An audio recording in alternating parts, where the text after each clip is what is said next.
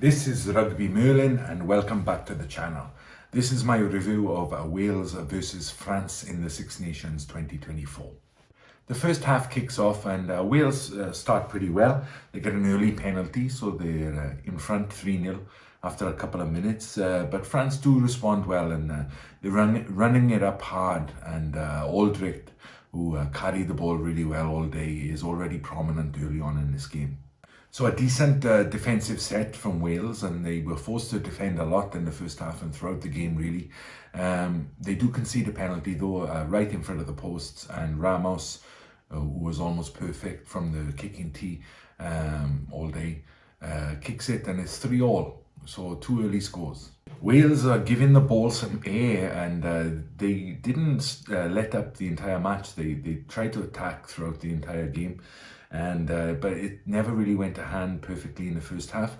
But it does drop to Daya, who just steps on the gas and cuts through the French defence. And Wales get under the post for the try, and it's converted, and Wales are 10-3 ahead. So looking good for Wales at this point.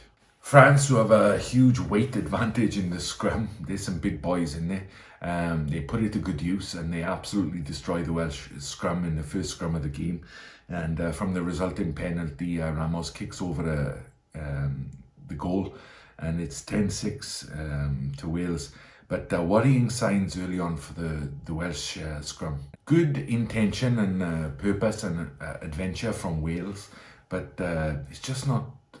The execution is just not there, and the game inevitably swings back in France's favour, and they do get a good try. Fiku gets over in the corner, and they created some space well out wide, and they get their first try of the match, and it's kicked again, and it's 13-10 to France.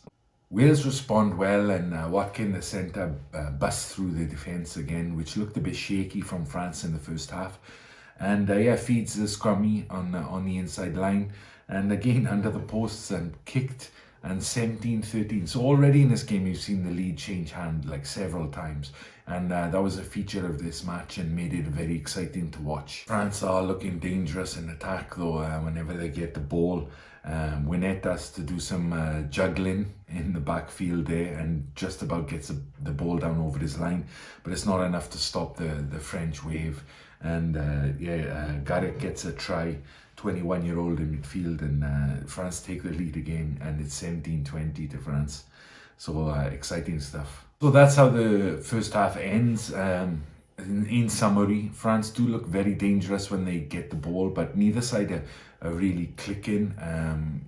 Daya for Wales has looked sharp. Set piece, the scrum is really under pressure for Wales, but their line-outs are going really well. Wales have made a lot of tackles, so I'm wondering at this point, do they have enough gas to get over the line in this match? They put in a lot of work to hold this French team back, and let's see how the second half goes. Wales do start the second half well, and Joe Roberts, luckily for him, gets a try with an overlap beckoning on the outside. But yeah, he rolls over for the try, and a nice conversion kick from Costello, who kicked well from the tee all day, which would be important for him. And again, Wales take the lead, and it's 24-20 now. So this game is back and forth, and I'm really enjoying it at this point.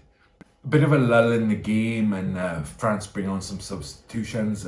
They substituted their front row, I think, and they weren't as dominant as they had been, so Wales kind of got out of jail a little bit in that respect. But France do pile on the pressure, and Wales are hanging on by the skin of their teeth. A penalty is given from the scrum, and the forwards smash it over, but it's disallowed. And eventually France do end up just taking the 3 points from the penalty. And you think Wales have got out of jail there, because they would certainly end up under the pump, and they might have even got a yellow card, I think, because they were conceding penalties left, right and centre.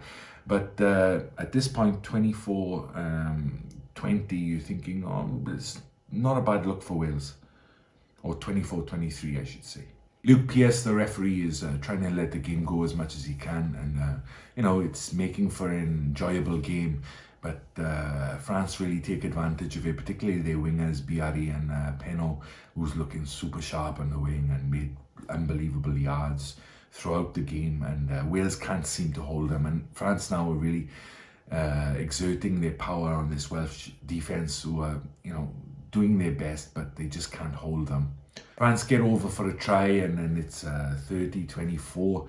And from this point on, it kind of goes south for Wales. They really try and play themselves back into the match, but it's not working out for them. The execution is not quite there, and France always look dangerous as soon as the ball is turned over.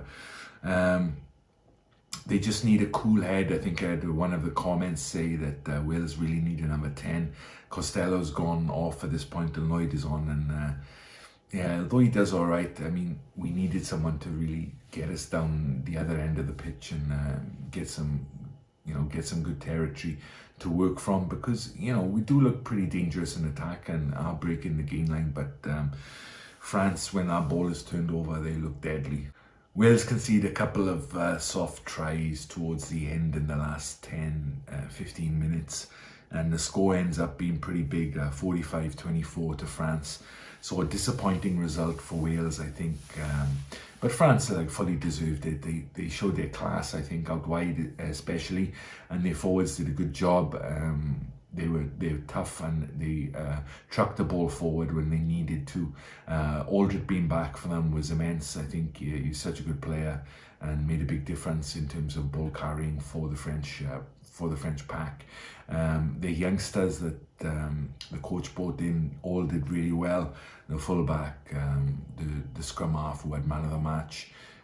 So yeah, France looking like they're finding a little bit of form after such a disappointing Six Nations so far. But yeah, Wales yet to get a win in the Six Nations, and now there'll be a bit of pressure, especially on this last match against Italy, who have done so well really in this Six Nations. So Wales with a lot to play for on this last weekend, and yeah, disappointing result for them, particularly how the score ballooned out there in the last 20 minutes. But yeah, still some positive signs, but I think Wales now are looking for a little bit more than just positive signs. They want to get a result, so France, are they back? We'll wait and see. It's going to be a great game, I think, next week against England over there in France, and I can't wait to watch that. That's going to be a classic, I think. And yeah, if you've made it this far, thank you very much for listening, and I will see you next time. All right, bye-bye.